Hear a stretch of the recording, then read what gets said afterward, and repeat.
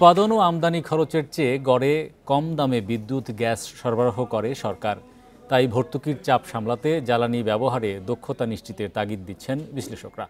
যদিও শিল্প কারখানায় জ্বালানির নিরীক্ষা এখনও উপেক্ষিত বলে মত তাদের। টেকসই ও নবায়নযোগ্য জ্বালানি উন্নয়ন কর্তৃপক্ষ স্রেডা বলছে, কয়েক বছরের মধ্যেই শিল্পে জ্বালানি সাশ্রয়ী যন্ত্রপাতি ব্যবহার ও নিরীক্ষা বাধ্যতামূলক করা হবে। দেশে বিদ্যুতের ২৭% ব্যবহার করে শিল্প খাত, যে বিদ্যুতের ৪৩% উৎপাদন হয় গ্যাস থেকে। এছাড়া শিল্প কারখানার ক্যাপটিভ জেনারেটর, ব্রয়লার সহ বিভিন্ন কাজে ব্যবহার হয় ৩৫% গ্যাস। দেশীয় উৎপাদনে চাহিদা মতো গ্যাসের যোগান দেয়া যায় না। ২৫% গ্যাসের সরবরাহ আসে আমদানির এলএনজি থেকে। এসব গ্যাসের আমদানি খরচ প্রতি ইউনিট ৭০ টাকার বেশি হলেও শিল্প সংযোগে বিক্রি হচ্ছে ৩০ থেকে ৪২ টাকার মধ্যে।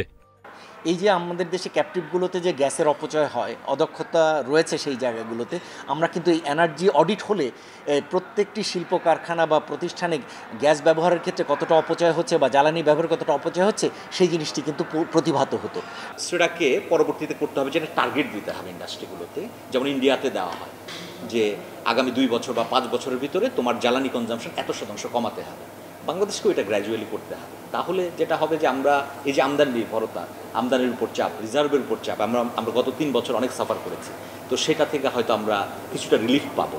গত ৫ অর্থ বছরে বিদ্যুৎ ও জ্বালানি খাতে সরকারকে ভর্তুকি গুনতে হয়েছে প্রায় ২,০৭,০০০ কোটি টাকা। এছাড়া দেশীয় গ্যাসের উত্তোলন ধারাবাহিকভাবে কমছে। স্রেডা বলছে, বিদ্যুৎ ও জ্বালানি সাশ্রয়ী যন্ত্রপাতি উৎসাহিত করা হলেও দেশে জ্বালানি অডিটর কম থাকায় প্রত্যাশিত সুফল মিলছে না। মেগাওয়াট লেভেলের পাওয়ার ব্যবহার করে কয়েকশো ইন্ডাস্ট্রিকে সিলেক্ট করেছি ডেজিগনেটেড কনজিউমার হিসাবে। ওদের লোনের বিষয় এবং লোন পাওয়ার প্রাপ্তির বিষয়ে আমরা এই জিনিসটাকে এসেনশিয়াল করেছি, বাট এটা একদম কম্পালসারি করে নেই। সামনে এটাকে কম্পালসারি করা হবে, যাতে করে তারা লোন পেতে হলে এনার্জি এফিসিয়েন্ট যন্ত্রপাতি ব্যবহার করা বাধ্যতামূলক হয় এবং এনার্জি অডিট করা হয়। ফ্রিজ, এসি সহ বাসাবাড়ির ইলেকট্রনিক যন্ত্রপাতির ক্ষেত্রেও বিদ্যুৎ সাশ্রয়ী পণ্য বেছে নেওয়ার তাগিদ দিচ্ছে টেকসই ও নবায়নযোগ্য জ্বালানি উন্নয়ন কর্তৃপক্ষ স্রেডা। Hari Saha, Independent News, Dhaka. প্রধান উপদেষ্টার কার্যালয়ে অনুষ্ঠিত উপদেষ্টা পরিষদ বিভাগের ৪১তম সভায় ৩টি গুরুত্বপূর্ণ নীতিমালার খসড়া অনুমোদন দেয়া হয়েছে। আজ অনুষ্ঠিত সভায় প্রধান উপদেষ্টা অধ্যাপক ডক্টর মোহাম্মদ ইউনূস সভাপতিত্ব করেন। প্রধান উপদেষ্টার প্রেস উইং এসব তথ্য নিশ্চিত করেছে। সভায় বিদ্যুৎ বিভাগের বেসরকারি অংশগ্রহণে নবায়নযোগ্য জ্বালানি নির্ভর বাণিজ্যিক বিদ্যুৎ উৎপাদন, বিদ্যুৎ কেন্দ্র স্থাপন নীতিমালা ২০২৫, ডাক ও টেলিযোগাযোগ বিভাগের টেলিযোগাযোগ নেটওয়ার্ক ও লাইসেন্সিং নীতিমালা ২০২৫ এবং আইন ও বিচার বিভাগের আন্তর্জাতিক অপরাধ ট্রাইব্যুনালের ৩য় সংশোধনী অধ্যাদেশ ২০২৫-এর খসড়া অনুমোদন দেওয়া হয়। এসব খসড়া লেজিসলেটিভ ও সংসদ বিষয়ক বিভাগের ভেটিং সাপেক্ষে চূড়ান্ত অনুমোদন দেওয়া হবে।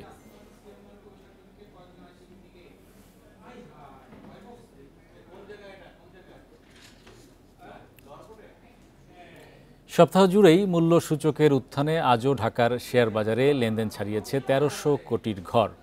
তবে এ সময় ডিএসইর প্রধান সূচক কমেছে ১৭.৩৩ পয়েন্ট। এছাড়া শেয়ার দর বেড়েছে প্রায় ৪৫ প্রতিষ্ঠানের। অন্যদিকে চট্টগ্রাম স্টক এক্সচেঞ্জের সার্বিক সূচকও কমেছে ২৯.৪৭ পয়েন্টের বেশি। বৃহস্পতিবার দিনের শুরু থেকেই নেতিবাচক ঢাকার শেয়ার বাজার। প্রথম ১০ মিনিটে প্রধান সূচক কমে প্রায় ৮ পয়েন্ট। তবে বেলা বাড়ার সঙ্গে সঙ্গে শুরু হয় সূচকের উত্থান পতন। দিন শেষে ডিএসইএক্স সূচক ১৭.৩৩ পয়েন্ট কমে অবস্থান করছে ৫,৬১৪ পয়েন্টে। সূচকের সঙ্গে ডিএসইতে কমেছে লেনদেনের পরিমাণও। আজ মোট লেনদেন হয়েছে ১,৩৩৮ কোটি ৫৩ লাখ টাকা। আগের দিনের চেয়ে লেনদেন কমেছে ৫৯ কোটি ৩ লাখ টাকা। হাত বদলে অংশ নেওয়া ৩৯২টি কোম্পানি মিউচুয়াল ফান্ডের মধ্যে দর বেড়েছে ১৭৫টি প্রতিষ্ঠানের শেয়ারের, কমেছে ১৪৫টি এবং অপরিবর্তিত ৭২টি প্রতিষ্ঠানের শেয়ার দর। সবচেয়ে বেশি লেনদেন হওয়া প্রতিষ্ঠানের তালিকায় প্রথম সিটি ব্যাংক, ওরিয়ন ইনফিউশন দ্বিতীয়, তৃতীয় অবস্থানে খান ব্রাদার্স। শতাংশের দিক থেকে দরভিত্তির তালিকায় প্রথম রূপালী লাইফ ইন্স্যুরেন্স, দ্বিতীয় প্রগতি লাইফ ইন্স্যুরেন্স, তৃতীয় ইনটেক। অন্যদিকে চট্টগ্রাম স্টক এক্সচেঞ্জে সার্বিক সূচক 29.47 পয়েন্ট কমে অবস্থান করছে 15,701 পয়েন্টে। লেনদেন 12,24 লাখ টাকার share. Mehedi Hasan, independent News, Dhaka. এদিকে দেশে প্রথমবারের মতো বেসরকারি ক্রেডিট ব্যুরো গঠনের অনুমোদন দিয়েছে বাংলাদেশ ব্যাংক। এর মাধ্যমে ঋণ দেওয়ার ক্ষেত্রে স্বচ্ছতা ও তথ্য প্রবাহ আরও উন্নত হবে বলে আশা প্রকাশ করা হচ্ছে। বাংলাদেশ ব্যাংক 22টি আবেদনকারীর মধ্যে 13টিকে প্রাথমিকভাবে শর্টলিস্ট করে এবং সেখান থেকে 5টি প্রতিষ্ঠানকে লেটার অফ ইন্টেন্ট দিয়েছে। অনুমোদন পাওয়া প্রতিষ্ঠানগুলো হলো credit info BD credit bureau, trans union credit bureau, bKash credit bureau, city credit bureau, first national credit bureau. অনুমোদিত কিছু কোম্পানি ইউরোপ, আমেরিকা ও সৌদি আরবের প্রযুক্তি প্রতিষ্ঠানের সঙ্গে যৌথ উদ্যোগে কাজ করবে। এই ব্যুরোগুলো ব্যাংক ও আর্থিক প্রতিষ্ঠানের জন্য ঋণ গ্রহীতাদের তথ্য বিশ্লেষণ করে ক্রেডিট স্ট্যান্ডার্ড তৈরি করবে। কি বুঝলাম না।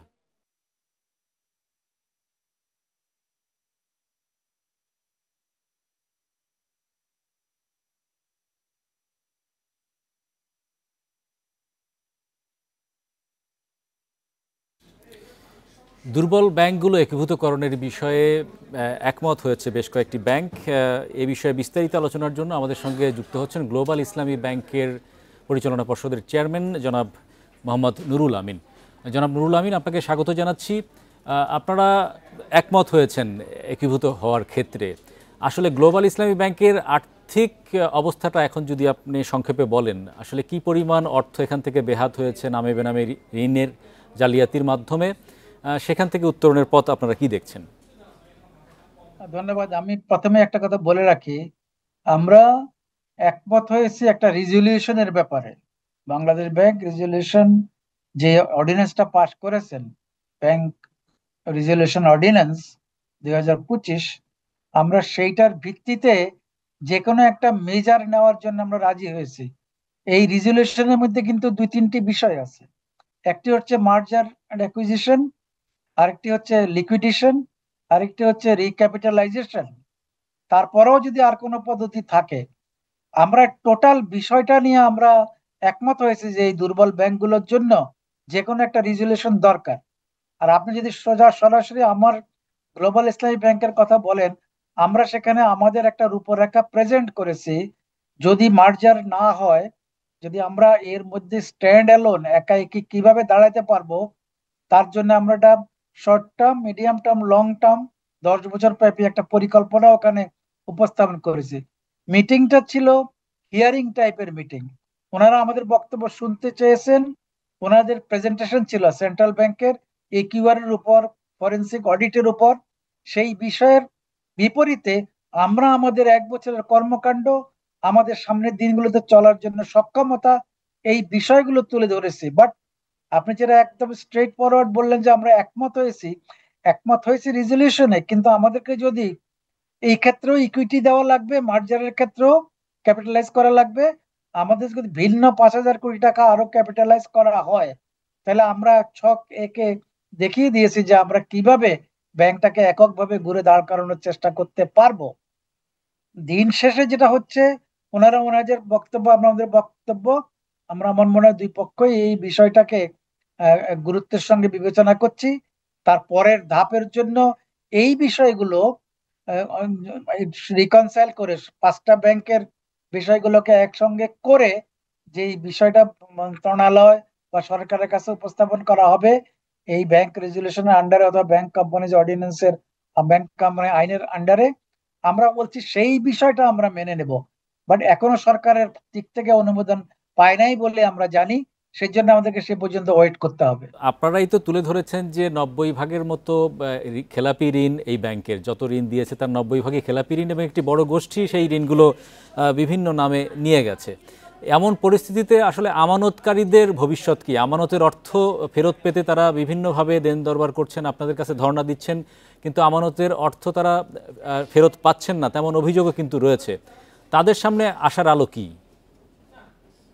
আমি আপনাকে জোর দিয়ে একটা কথা বলি, আজকের মিটিং এর প্রতিপাদ্য বিষয় যদি টেক অ্যাওয়ে কিছু থাকে, তাহলে রেজুলেশনের বিষয় সেটেল না হলেও দুটো বিষয় পরিষ্কার ভাবে আসছে।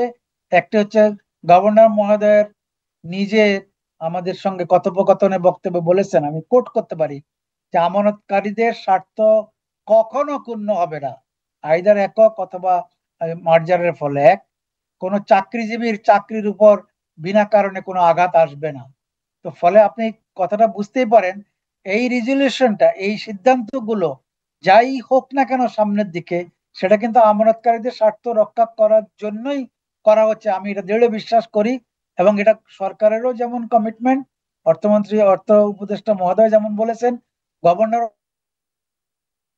পুনঃ ব্যক্ত করেছেন যে না, আমানতকারীদের কোনো পরিস্থিতিতেই ক্ষতিগ্রস্ত হবেন না। কাজে এর চেয়ে আশ্বস্ত হওয়ার আর আমাদের দিক থেকে তো আমরা অবশ্যই বলছি, হ্যাঁ আমরা বড় আমানতকারীকে পে করতে পারছি না, বড় সরকারি কর্পোরেট গুলোকে পে করতে পারছি না, কিন্তু আমরা 1, 2, 3 লাখ 4 লাখ পর্যন্ত যেটুকু পাচ্ছি সেই রকম গুলো তো আমরা করছি। আমরা ইন্টারনেট সেবাটা চালু করেছি, আরটিএস চালু আছে, বিএফটিএন চালু আছে, এটিএম চালু আছে, ক্রেডিট কার্ড চালু আছে সীমিত আকারে। ফলে আমরা চেষ্টা করছি ব্যবসা করে সাইজ বাড়িয়ে আমানতকারীদের আস্থা অর্জন করে সামনের দিনগুলোতে যদি আমরা আগাইতে পারি। অবশ্যই এই প্রচেষ্টাটা আমাদের থাকা উচিত। একটা ইন্ডিপেন্ডেন্ট বোর্ড সেন্ট্রাল ব্যাংক আমাদেরকে দিয়েছেন, আমরা একটা বছর তো একদম বসে থাকিনি, আমরা চেষ্টা করছি, প্ল্যাটফর্ম রেডি করেছি, লিকেজকে ঠেকিয়েছি, গুড গভর্নেন্স এখানে নিয়ে আসছি, ম্যানপাওয়ারের উপর আমরা মোটিভেশন এবং রেশনালাইজেশন করেছি। ফলে যেটা আপনি বলছেন যে প্রত্যেক ব্যাংকে, আমাদের এই 5টা ব্যাংকে এই চেষ্টাটা করছে, কিন্তু দুর্বল এর কথা যেমন ঠিক, একটা গ্রুপ যেমন অনেক টাকা নিয়ে গেছে সেই কথাটা যেমন ঠিক, কিন্তু এটাকে ঘুরে দাঁড়ানোর জন্য, আমানতকারীদের স্বার্থ রক্ষার জন্যই আমরা কাজ করে যাচ্ছি, যাব। সেন্ট্রাল ব্যাংকের সঙ্গে আমরা সেই ব্যাপারে সম্পৃক্ত হচ্ছি, একমত হচ্ছি। আপনি তো একজন অভিজ্ঞ ব্যাংকার, এখন চেয়ারম্যানের দায়িত্বে আছেন, সব মিলিয়ে কতটুকু সময় লাগতে পারে এই বিষয়ে একটা শুরু হতে? দেখুন, আমরা স্টেবিলাইজেশনের জন্য 1 থেকে 2 বছর ধরে নিয়েছি, যে এই টাল বাটাল অবস্থা, রেগুলেটরি কিছু কমপ্লায়েন্স ইস্যুস, ট্যাক্স ইস্যুস, গভর্নমেন্টের ইস্যুস গুলো ঠিক করার জন্য, বাট আমানতকারীদের আস্থার জন্য, প্রোডাক্ট গুলো রেডি করার জন্য আমাদের 1 থেকে 2টা বছর আবার লাগতে পারে। মাঝামাঝি সময়টাতে আমরা সাস্টেইনেবল থাকার জন্য যে চেষ্টাটা, এই প্রতিষ্ঠানকে ব্রেক ইভেনে নেওয়ার যে প্রচেষ্টাটা, সেটার উপর একটা কাজ করব 3 থেকে 5 বছরের মধ্যে। 6 থেকে আমরা গ্রোথের চিন্তা করব, 6ষ্ঠ বছর থেকে 10ম বছর পর্যন্ত আমরা গ্রোথের চিন্তা করব, লোন শোধের চিন্তা করব। এই 5 বছর আমরা লোনের জন্য একটা মনিটরিয়াম নেব, আমরা অন্যান্য যেটা ডেফার করা সম্ভব এই বিষয়গুলো, যেগুলো রেগুলেটরি ইস্যুস, ওগুলোর থেকে ছাড় নেওয়ার চেষ্টা করব, পলিসি সাপোর্ট নেব। 6ষ্ঠ বছর থেকে আমরা ব্যবসা করে, এই যেহেতু আমার ব্যাংকটা বিশেষ করে ছোট সাইজের বলে আমরা সেই পরিকল্পনাটা দিয়েছি যে আমরা এটা ঘুরে দাঁড়ানো অন্য ব্যাংকের তুলনায় আমার জন্য সহজ হবে, এই কথাগুলি আমরা তুলে ধরেছি। ধন্যবাদ জনাব নুরুল আমিন আমাদের সঙ্গে যুক্ত হওয়ার জন্য। একদিনের মাথায় দেশের বাজারে আবারও বাড়ল স্বর্ণের দাম। এবার 22 ক্যারেটের প্রতি ভরি 3,444 টাকা বাড়িয়ে 1,78,832 টাকা নির্ধারণ করেছে বাজুস। স্থানীয় বাজারে তেজাবি স্বর্ণের দাম বাড়ার প্রেক্ষিতেই দাম বাড়ানো হয়েছে। বৃহস্পতিবার 1 থেকেই নতুন দাম কার্যকর হবে বলে জানিয়েছে ব্যবসায়ী সমিতি বাজুস। এর মাধ্যমে অতীতের সব রেকর্ড ভেঙে নতুন উচ্চতায় পৌঁছালো স্বর্ণের দাম। বুধবার BAJUS standing committee on pricing and price monitoring committee বৈঠক করে দাম বাড়ানোর সিদ্ধান্ত নিয়েছে। এতদিন 1 ভরি স্বর্ণের সর্বোচ্চ দাম ছিল 1,77,888 টাকা। এর আগে গত 2 সেপ্টেম্বর এবং 31 ও 27 আগস্ট 3 দফা বাড়ানো হয় স্বর্ণের দাম।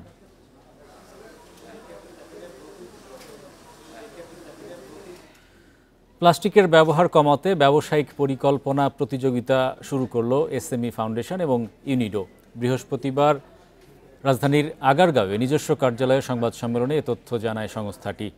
এ সময় ফাউন্ডেশনের চেয়ারপারসন মুশফিকুর রহমান বলেন, দেশে প্লাস্টিকের ব্যবহার বৃদ্ধি এবং বর্জ্য ব্যবস্থাপনায় দক্ষতার অভাবে প্রতিনিয়ত দূষণ বাড়ছে।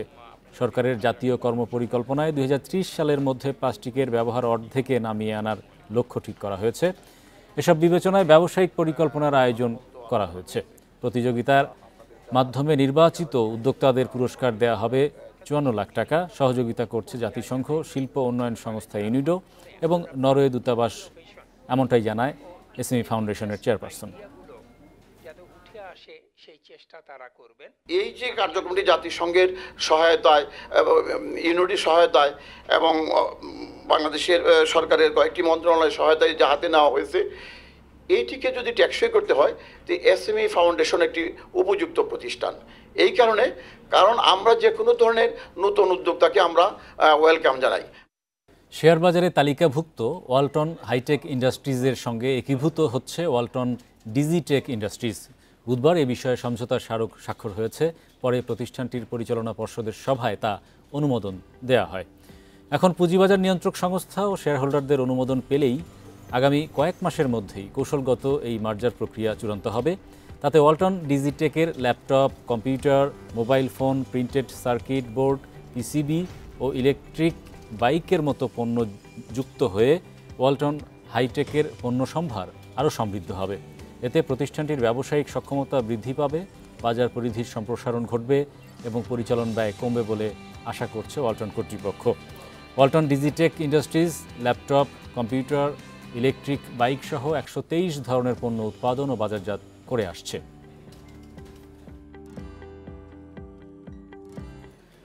বাজারে এলো আকিজ ভেঞ্চার গ্রুপের নতুন ব্র্যান্ড আকিজ কেবলস।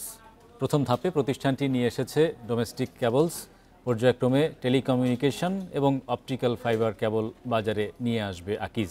বৃহস্পতিবার আকিজ হাউসে এক অনুষ্ঠানে নতুন এই পণ্য উন্মোচন করা হয়। উদ্বোধন করেন আকিজ গ্রুপের প্রতিষ্ঠাতা মরহুম শেখ আকিজ উদ্দিনের সহধর্মিণী মনোয়ারা বেগম। অনুষ্ঠানে আকিজ ভেঞ্চার গ্রুপের চেয়ারম্যান শেখ শামীম উদ্দিন সহ প্রতিষ্ঠানটির কর্মকর্তারা উপস্থিত ছিলেন। আগামীতে বাজারে মিডিয়াম এবং হাই ভোল্টেজ কেবল আনা হবে বলে জানান শেখ শামীম। এছাড়া আকিজের সুপার এনামেল, টেলিকমিউনিকেশন এবং অপটিক্যাল ফাইবার কেবল শিগগিরই বাজারে আসবে বলেও জানান তিনি। শর্ট সার্কিটের মতো বৈদ্যুতিক দুর্ঘটনা এবং অগ্নিকাণ্ড থেকে বাঁচতেই এই কেবল বাজারে আনা হয়েছে বলেও জানানো হয়।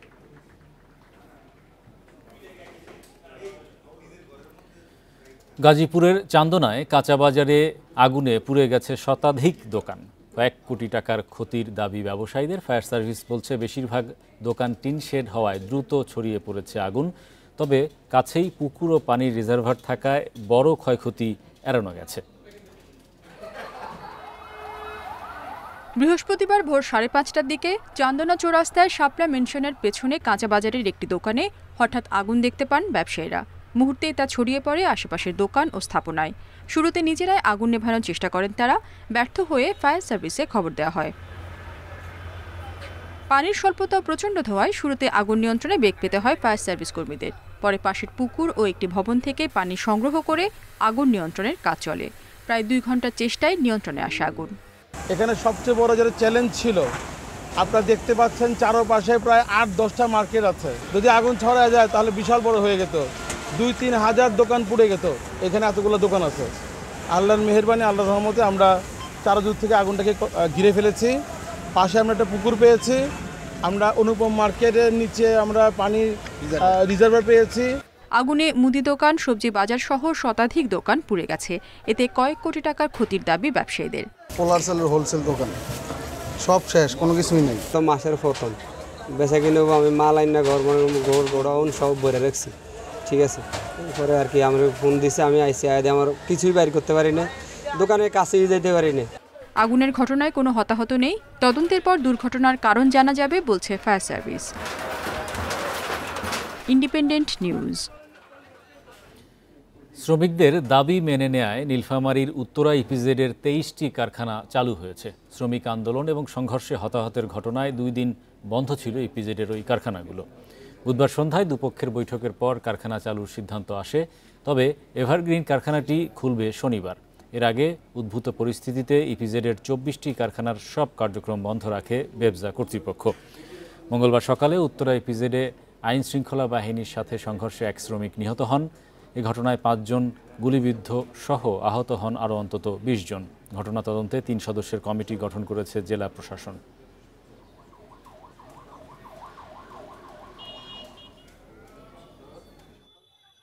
এই ছিল আজকের অর্থনীতি সারাদিনে। আমন্ত্রণ আমাদের পরের আয়োজনে।